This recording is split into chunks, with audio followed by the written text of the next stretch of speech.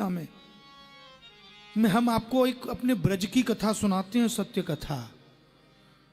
और आपने गीता प्रेस गोरखपुर का कल्याण अगर पढ़ा हो तो उसमें भी ये कथा प्रकाशित हो चुकी है। भगवान का स्वरूप जो भी बने तो प्रत्यक्ष रूप आ जाता है। हमारे ब्रज के परम संत हुए, ब्रज के परम संत श्री श्री पंडित जी महाराज, गिरिराज जी में महाराज गोवर्धन में, उनकी तो महाराज, और ज्यादा पुरानी बात नहीं है कि 150 वर्ष पुरानी बात बताएं हम आपको, ज्यादा पुरानी भी नहीं, 40 42 45 48 वर्ष पुरानी बात होंगी बस। श्री गिरिराज जी में वास करते थे, गिरिराज जी को छोड़ते ही नहीं थे महाराज, वहीं निवास करते थे। संत तो वो थे महाराज। एक कलकत्ता से सेठ जी आए, बाबा के शिष्य थे, पंडित जी के भक्त थे बाबा के। शिष्य के लिए तो मना कर देते थे, बोले मैं ही शिष्य हूं भैया, अभी किसको बनाऊं शिष्य। जिससे मन जमता था उसको दीक्षा देते थे बस। तो एक कलकत्ता के सेठ जी आए, तो कलकत्ता के सेठ जी बाबा से कुछ सत्संग करके गए, कुछ भजन बाबा ने सत्संग में गाए, कीर्तन कराया। अब सेठ जी चले गए। सेठ जी कपड़े का व्यापारी, बहुत बड़े कलकत्ता के। तो उन सेठ जी ने पूज्य पंडित जी के नाम से पुस्तक छपवा दी महाराज। हाँ, और किताब छपवा के महाराज आए फिर कुछ 2 महीने 4 6 8 महीने बाद जब भी, तो उन पुस्तकों को लेकर आए कुछ, और कहा बाबा से मिलना है। बोले अभी तो लाला की सेवा में नहीं मिलेंगे, अभी तो लाला की सेवा में। और पहले इतना प्रचलन किवाड़ों का उसका नहीं था, तो पर्दा लगे रहते थे बाबा के, मतलब कपड़ा लगा दिया, फिर धोती लगा दी और धोती बांध दी महाराज। जब कितनी धोती उठाए कोई, हाँ, उनकी बिना मर्जी की नहीं मिलता कोई। सेवा में लगे रहते, कभी भजन कर रहे हैं, कभी कीर्तन कर रहे हैं, कभी अध्ययन कर रहे हैं महाराज, बस भगवत सेवा में लगे रहते थे।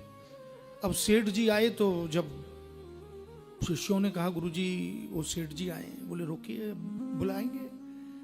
अब सेठ जी थोड़ी देर के बाद आए, तो सेठ जी ने एक पुस्तिका गुरु जी के सामने दे दी, पंडित जी के सामने। पंडित जी ने उसको देखा, पुस्तक को, उसको पलट उलट के देखा, बोले ये क्या है। उसमें ऊपर ही गोपाल जी का चित्र था और नीचे पंडित जी का चित्र था। बाबा जी ने केवल एक ही बात कही, लाला, हाँ बाबा, आदेश के लिए तैयार रहते थे, कोई आदेश दे तो सही है, कुछ भी जो कहे महाराज। उनका समाधि स्थल आज भी है, गोबर से लिपाया। अगर वो चाहते तो महल खड़ा हो सकता था, हो सकता है, आज भी हो सकता है महल। ऐसे संत श्री ब्रज के श्री पंडित जी महाराज। अब वो पुस्तिका को देखकर बाबा ने पूछी, देखी, बोले लाला जी कितने छपवाई देने हैं। बोले बाबा ज्यादा नहीं है, 1000 2000 प्रति छपवाई। तो न्याते कहाँ जाएगा लाला। बोले आदेश करो ना बाबा। बोले सबरी किताबन ने मंगवा ले वहां से। बोले अच्छा बाबा, बस ये आदेश है। अब सेठ जी के भाई भी थे, उन्होंने कहा वहां नहीं बंटवानी। बोले नहीं नहीं, बाबा जी ने आज्ञा करी है, यहीं मंगाओ। तुरंत आदमी भेज दिया महाराज। दूसरे तीसरे दिन आ गया आदमी वहां से पुस्तकों को लेकर। सारी 1000 1500 जो पुस्तकें प्रति थी, उन पुस्तकों को रस्सी में और पोटली में बंधवा के सबको मानसी गंगा में गिरवा दिया। पंडित जी ने कह दी नहीं। बोले लाला जा पे अगर कन्हैया जी को भी चित्रपट हो तो ठीक है, लेकिन मेरो ना ना ना, राम राम राम। आजकल बहुत से लोग भगवान के नाम से भी बहुत कंपनी बना लेते हैं। कुछ समय पहले गोवर्धन गिरिराज जी में भी किसी ने एक कंपनी बना ली थी गिरिराज जी को बेचने के लिए। बाद में एक्शन में आई गवर्नमेंट, तब रुका ये। गिरिराज जी तो ब्रज से जाते ही नहीं महाराज। पंडित जी ने सारी पुस्तकों को लेकर मानसी गंगा में विसर्जित कर दिया महाराज। हाँ, संत तो वो थे। जिस समय श्री कृष्ण बलराम बनते थे, ऐसे स्वरूप बनाए जाते थे ना, तो पंडित जी जाते थे और पुष्प वर्षा करते हुए उनको लेकर आते थे, रोते थे आंखों से, अपने हाथों से पंखा जलते थे। कृष्ण बलराम को एक को गोद में बिठाते, एक को इस गोद में बिठाते। मानो बहुत से चित्रपट कुछ लोगों ने शायद प्रकाशित भी कर दिए हैं कहीं, हालांकि उन्होंने तो कभी किसी से नहीं कहा। गोद में कृष्ण बलराम बैठे हैं उनको निहारते थे, रोते थे आंखों से महाराज। और एक समय श्री हमारे ब्रज के गौरव श्री राम स्वरूप जी रासाचार्य जी, हाँ पंडित जी जानते हैं इनको, है अब तो वो भी भगवत धाम चले गए, लेकिन वो विभूति थी हमारी ब्रज की। तो वो बाबा के यहाँ उत्सव होता था तो वही ठाकुर जी वहां बनते थे महाराज। बाद में और भी लोग बने हैं, लेकिन जब तक बाबा का वो मौजूद रहे तब तक बाबा के उत्सव पे मंदिर लक्ष्मी नारायण में जाते रहे महाराज, जब तक जाते रहे। एक बार गर्मियों का समय था, अब सर्दियां हैं तो कोई बात नहीं, गर्मियों के समय एक बच्चा श्री कृष्ण बना था। और पहले आपको पता होगा इतना प्रचलन गाड़ी का, झांकियों का ऐसे नहीं था, सब कंधे पे ले जाते थे, घोड़ा गाड़ी या बैलगाड़ी में सवारियां निकलती थीं, लाइट भी होती नहीं थी तो हंडा रखे रहते थे कंधों पर, हंडा रखकर यात्राएं निकलती थी महाराज। तो भगवान श्री कृष्ण कंस का वध करके लौट रहे थे, हाथी की भी सवारी थी, तो कन्हैया जी को वहां से हाथी से उतार के एक भक्त कंधे पर लेकर आ रहा था और मुकुट लग रहा था, गर्मियों का समय, और मुकुट लग रहा था, पसीने में नहा रहे थे ठाकुर जी। जो भी ठाकुर जी बनाया था ना बालक, वो पसीने में स्नान कर रहा था पूरा। पंडित जी ने देखा, पंडित जी ने कहा भैया व्यार करो, कोई व्यार करो। रो गए पंडित जी ने, झट से उस बालक को गोद में लिया, अपने तुरंत दुपट्टे से वह बालक को मुख पहुंचो और खुद अपनी ही धोती से हवा करने लगे ठाकुर जी की। और हवा करते करते उस बालक को बमन हो गया। बमन समझते हैं ना, बमन हो गया। तो पंडित जी ने, ये सत्य कथा है, ये ऐसी वैसी कथा नहीं है महाराज, और ये संसार से परे की कथा है। आप तो कहोगे अरे क्या बात कहते हो। जब उस बच्चे ने बमन किया तो पंडित जी ने उस बमन को हाथ में ले लिया महाराज, उस बमन को नीचे नहीं गिरने दिया, उस बमन को पान कर लिया। ये तो ठाकुर जी का बमन है, ये ठाकुर जी का, श्री कृष्ण है, ये मेरे श्री कृष्ण हैं। सबने कहा बाबा बीमार हो जाओगे, बाबा बीमार हो जाओगे। महाराज उस बमन को ही पान कर लिया। ठाकुर जी के स्वरूप में आस्था तो ऐसी होनी चाहिए।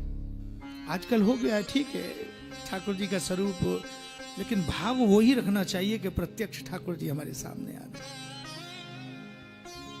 पंडित जी पूजा करने बैठे, बहुत सी कथाएं कितनी बताएं उनकी। एक बार मानसी गंगा पे पंडित जी ने कहा आज कमल पुष्प होता तो मैं चढ़ाता। सेठ लोगों की लाइन लगी रहती थी, अरे पंडित जी आपने बताया होता तो मथुरा से मंगा लेते।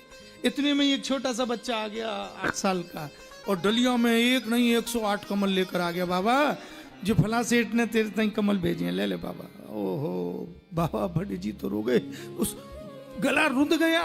बोल रहे थे उस बालक को रोको रोको, गले से आवाज नहीं निकली, तब तक श्री कृष्ण चले गए महाराज।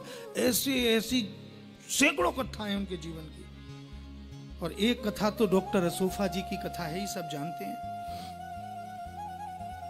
जब पंडित जी का स्वास्थ्य बिगड़ गया तो स्वयं कृष्ण और बलराम आगरा से डॉक्टर असोफा जी को लेकर आए। आज भी असोफा हॉस्पिटल है आगरा में। डॉक्टर साहब तो चले गए भगवान के परम धाम, लेकिन बाबा जी का वहां फोटो लग रहा है। और जिस दिन ठाकुर जी का साक्षात्कार हुआ था उस दिन आज भी उनके हॉस्पिटल में ऑपरेशन बिल्कुल निशुल्क होता है डॉक्टर असोफा जी के। जब पंडित जी का स्वास्थ्य बिगड़ा तो 2 छोटे बालक गए और डॉक्टर साहब को बुला लाए। अब आप सोचिए छोटे से बालक की बात पर कैसे आ जाएंगे। जब डॉक्टर साहब लक्ष्मी नारायण मंदिर के आगे पंडित जी रहते थे, वहां बाबा ने पूछा ये डॉक्टर कहां से आए हो? कि आगरा से आए हैं। बोले कौन लेके आया हो? डॉक्टर साहब ने कहा कि 2 छोटे बालक गए थे। फिर डॉक्टर साहब को चेत हुआ कि मैं बालकों को भी, उन्होंने घड़ी देखा, बोले राम राम राम 27 मिनट हुई है मुझे, 27 मिनट में आगरा से आ कैसे सकता हूं मैं?